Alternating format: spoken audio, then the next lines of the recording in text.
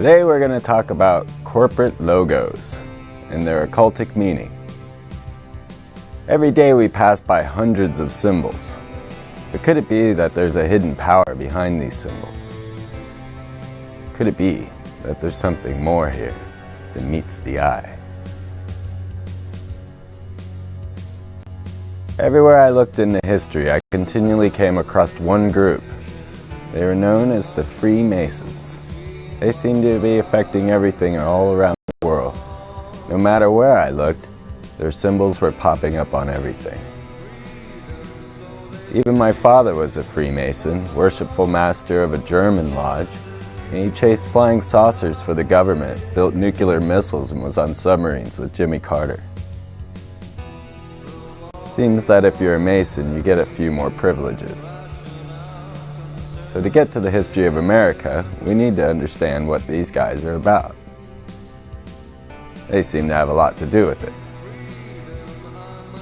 If we look at this list here, 50% of our presidents have belonged to a single fraternity. Either these are the greatest men in the world, or there's a conspiracy going on here. I found also that Benjamin Franklin, Paul Revere, even Benedict Arnold were all Freemasons. But a few missing from this list are Lincoln, Kennedy, and Nixon. So I went to the Temple of the 33rd, the Supreme Mother Council of the world, which turns out to be the first American public library. A good way to control information. But as I walked past those large sphinxes and went up to that giant lion knocker door, I hesitated there. I couldn't decide whether I wanted to go inside this place. But as I stood there thinking about it, a brother came up behind me. I didn't see him show. And another opened the door. And they looked to me and said, "Well, what do you want?" And I said, "Well, I'd like to see the library." So they said, "Well, come on in."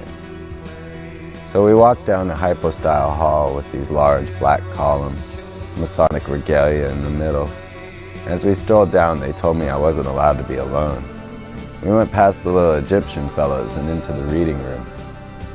And there they have the busts of many philosophers and many great books. One of the philosophers' books that I was interested in was Mr. Manly P. Hall. He's the president of the American Philosophical Society and writes of things like Atlantis, where this brotherhood says they're from. Well, in my excitement wandering around, I ran across a nice lady. She asked me if I'd like to take the tour. I said, absolutely. So she took me upstairs. And along the way, she says, "No, this place is haunted." And I told her I wasn't surprised. So we went to the J. Edgar Hoover room, and I sat down and played with his gold-plated phone. And I looked at his boxing gloves. Then the Burl Ives room, where all his albums were put up on the wall. Into the Pillars of Charity, where the busts of Pike and Cole are there. And she says their ashes are kept here.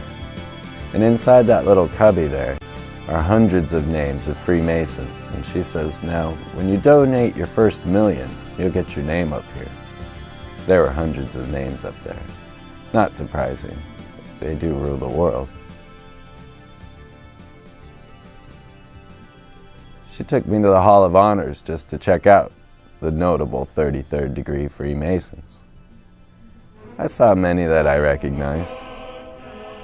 I saw a picture of Harry S. Truman, Gene Autry, General MacArthur, John Glenn, Bob Dole, even Arnold Palmer's at 33rd. And no, his picture wasn't up there.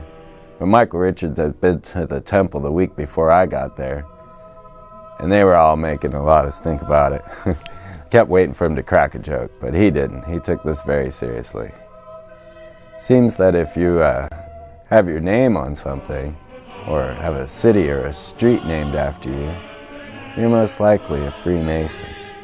Just like Stephen J. Austin here. His picture is in the local lodge here in Austin. But what is this all about?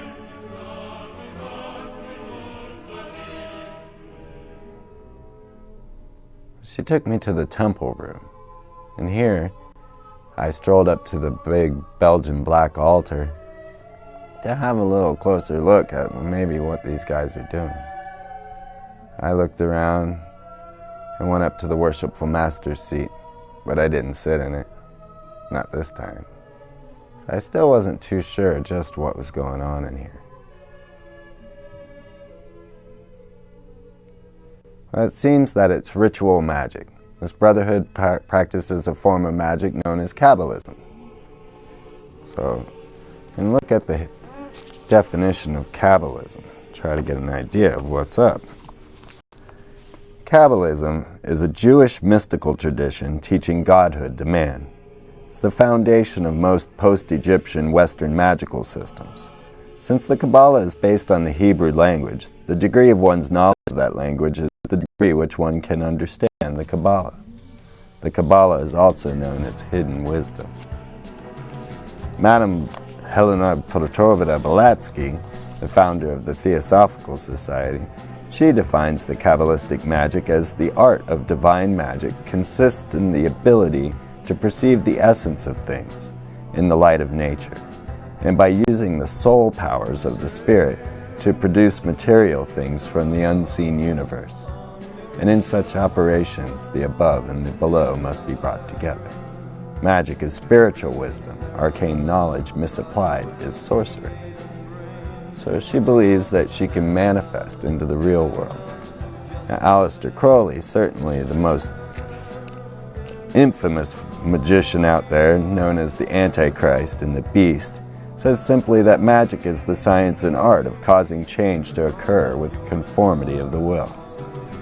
Magic was the highest knowledge of natural philosophy, and the magician differed from the witch in this, that while the latter was an ignorant instrument in the hands of the demons, the former had become their master. So, using demons to create reality in the real world. Aleister Crowley was contacted by an extraterrestrial. His name was Owas, and he channeled a book to Aleister Crowley known as the Book of the Law. This very book is housed here in Austin at the Harry Ransom Center.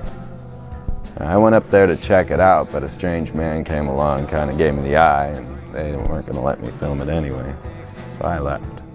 But let's see what Owas told Crowley. He says, "I am the snake that giveth knowledge and delight and bright glory, and stir the hearts of men with drunkenness.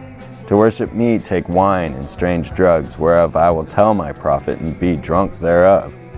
They shall not harm ye at all. It is a lie, this folly against self. The exposure of innocence is a lie. Be strong, O man, lust. Enjoy all things of sense and rapture. Fear not that any God shall deny thee for this." So do as thou wilt is one of the codes used within the OTO. And another Kabbalist who had a lot to do with the creation of the modern-day Freemasons has a book called Morals and Dogma, and it talks a bit about the magic. He says, "The ancient astronomers saw all the great symbols of Masonry in the stars. Sirius still glitters in our lodges as the blazing star. The sun is still symbolized by a point within a circle, and with the moon and Mercury or Anubis in the three great lights of the lodge. Not only to these, but to the figures and numbers exhibited by the stars were ascribed peculiar and divine powers." So they believe these symbols have divine, peculiar powers, able to perhaps affect you. They practiced the magic that the ancient Egyptians did. They might have heard of the Egyptian magicians in the Bible dueling with Moses.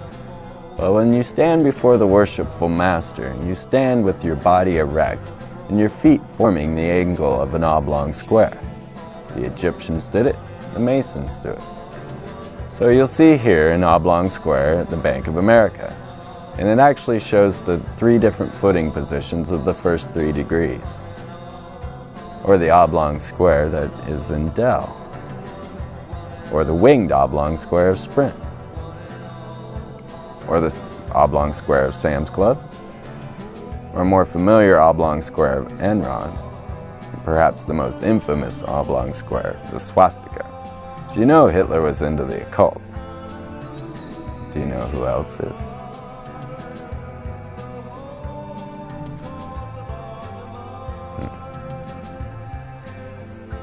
They say, to be one, ask one. This is because you must join the fraternity of your own free will and accord. Well, I think he asked.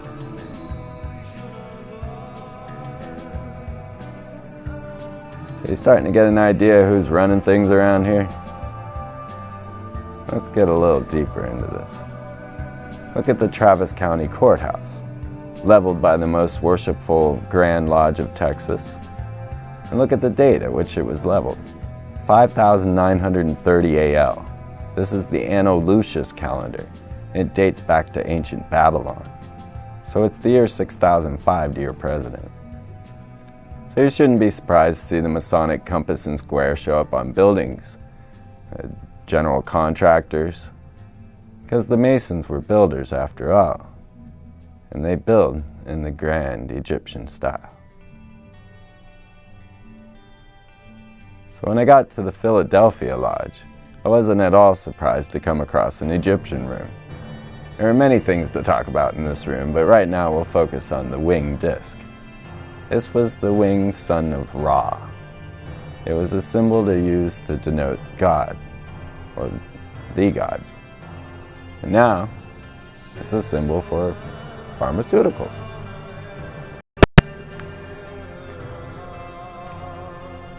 Used to be the chariots of the gods. Now it's the chariots of man. Could it be Harleys in space? Or a variation on a theme, a winged square. Because it's said when you're a Freemason that you're a square man. You do things by the square.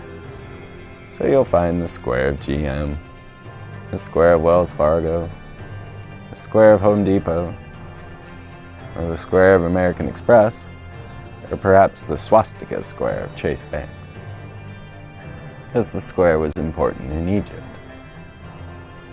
The cube was a symbol of man perfected. A Mason would say that he is a perfect ashlar, a perfect spiritual being inhabiting a material body. And the cube is used in magic. The magician's altar was a double cube, a powerful symbol of control. So you see here the double cube of Chevron.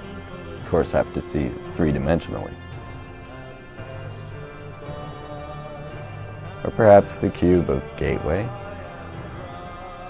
or the game cube. Shall we say Knight in a cube? Or how about the cube of Fox?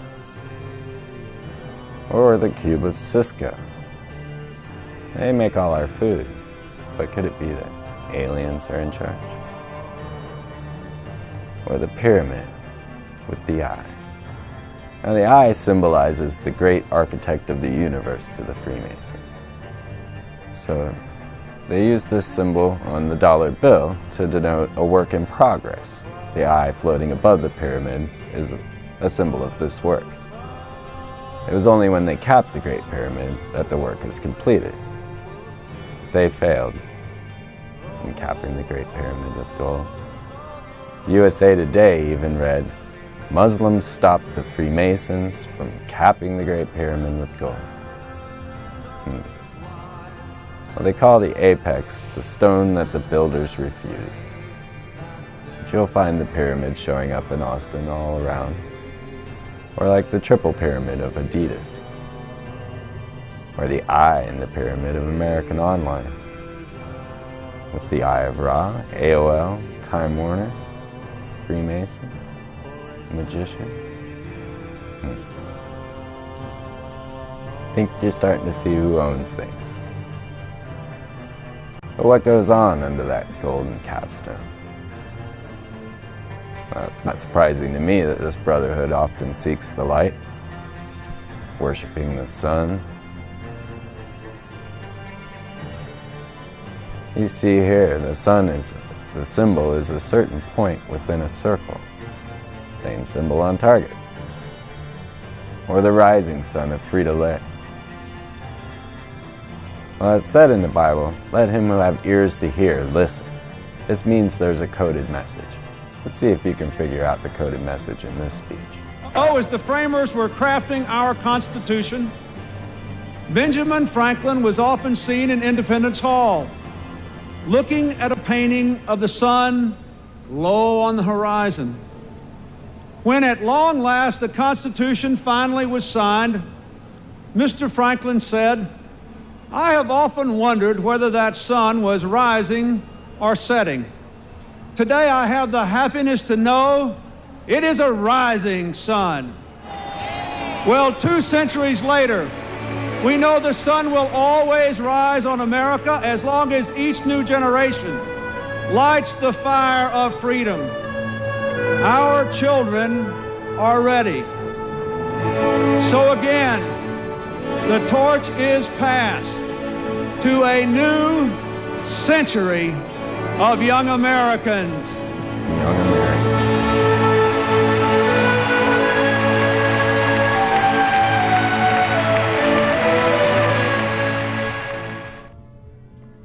If you noticed, all these Freemasons wear aprons. This one's George Washington's. If you see the 5-pointed star sitting there, and down below, the skull and bones. This was a symbol of the Templars, which is now a degree within Freemasonry. If you know anything about Templars, you know that they were into gold and arches.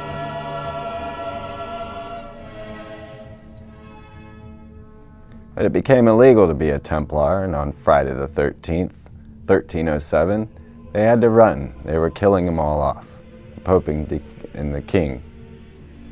So they took to Ireland and started the York Rite of Freemasonry, and they took to Scotland and started the Scottish Rite.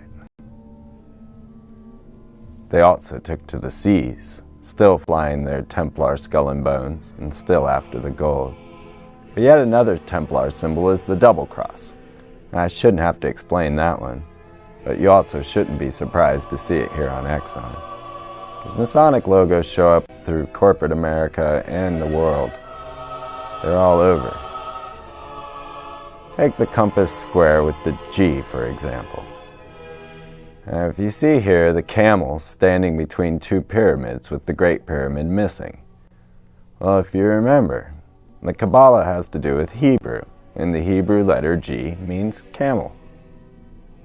Or Phillips 66. 66 in the Magician's Dictionary is known as the number of the Qiploth, or the Great Work. Oh, these are 2 different things, I hope. The Qiploth are known as the fallen angels. Definition, shades of the dead whose names appear in the Book of Thoth or the Book of the Law. They may contain formula of magical powers, the souls of those that died insane. Complete understanding could result in the destruction of the ego and therefore lead to actual madness. Or the Great Work, symbolized here by the eye floating above the pyramid.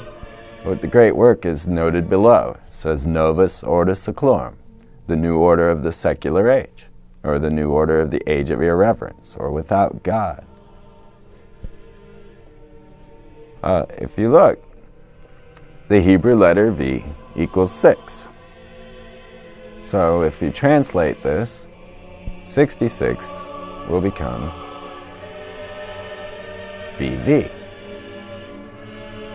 Or we know, W. I don't know why we call it a W when the rest of the world calls it a double V. I'm definitely not surprised to see a wing W. Or the VW, where if you look at it, you'll see that it's actually 2 V's interlaced. This denotes the original 66, being the number of the Great Work, or the fallen angels. But he crossed it, making a 3rd V equaling 666 in his magical Kabbalism.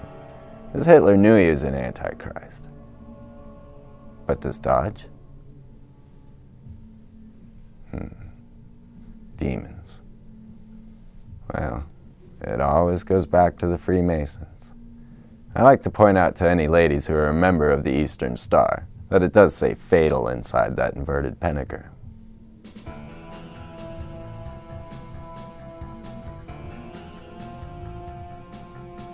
Even the streets at the White House and the streets of Congress are inverted pentagrams. These are the actual street plans.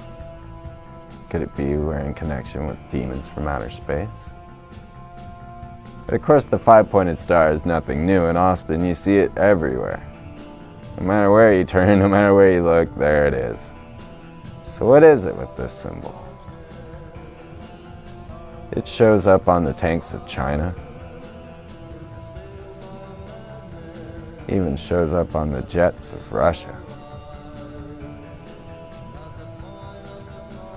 Seems that if we call them an enemy, it shows up on their flag. Here we have North Korea, or 3 on the Iraq flag.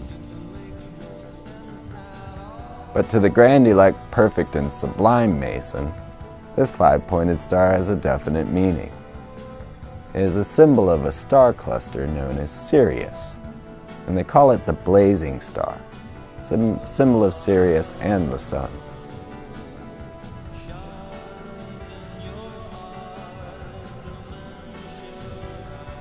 The blazing star will show up on the floor of every lodge and an occasional crop circle.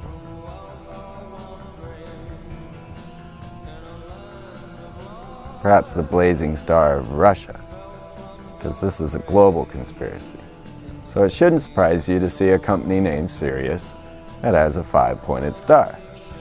Did I mention that Sirius is the dog star? But this gets ingrained into our society, and we end up with their symbols all over us, never even realizing that they might have a hidden power that's being used against us. Manly P. Hall gives us yet a different definition of the five-pointed star. He tells us that our flag was designed by a strange old hermit known only as the Professor, and that he put the five-pointed star on there to symbolize man's manipulation of the real world, where the top point symbolizes his head and the other 4 his arms and legs. So therefore the stars on the flag denote the state's ability to manipulate its own reality. Aleister Crowley, he also said that every man and woman is a star. This made him famous. And this made Da Vinci famous. So you see here the head with the 4 points, making the five-pointed star. What is this about? What is this doing? Well, the Oxford English Dictionary defines the pentagram or five-pointed star as a tool used in necromancy to call down foul fiends and demons. And he even mentions people like Sir Francis Bacon and King Solomon.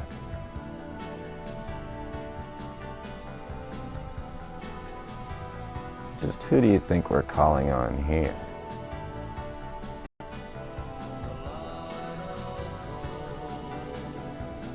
So back to the demons. Five-pointed star. Could it be that our sports teams are demonic? Or perhaps Charlie Tuna is demonic? Certainly cheerleaders are the most unchristian thing I can think of. They dress up in their skimpy little outfits and dance and prance in front of you. And they tell you to hate, kill, and destroy your neighbor. And if I know one thing Jesus said, he said, if anything, love thy neighbor. And these girls will have you beating each other up. Well, the first professional cheerleaders were, of course, the Dallas Cowboy cheerleaders, and back to the five-pointed star. Even the name Dallas is a Hebrew letter, D, and it means door, and is a symbol of the goddess. Or the Hebrew letter R, as shown here on this Freemason ring, is a symbol of the sun in Kabbalism. Sam Walden certainly was a Freemason, and when he told you he was taking care of travelers, well, travelers is a code word for Freemason. And you can bet there are Black Masons too. It's called the Prince Hall Lodge. They were established back in 1787 to fight in the war. Where here you see the Knight of the Sun, a Freemason degree symbolized by the five-pointed star. Well, On is the city of the sun in Egypt. You're starting to get the picture here? What is it with the magician and his star? Is he up to good or bad? We'll talk about her next week. But definitely, if you come across a 5-pointed star, not far behind will be the Freemasons. So be it a winged disc with a pentagram and an oblong square, or perhaps a pentagram sitting upon a truncated pyramid, or a pentagram on a cube, or the sun rising behind a pyramid. Could be aliens. But when you see the original sin, you know the magicians aren't far behind. And they're here in Texas, helping one another, keeping their eye on things. Well, all I can say is welcome to Earth from the Freeman perspective. Check in next week when we discover Columbia's connections with Lucifer. Thank you. Good night. Turn the darkness into light. Turn the hunger into life. Turn the wrong into right. Put an end to the strife. Turn the blindness into sight.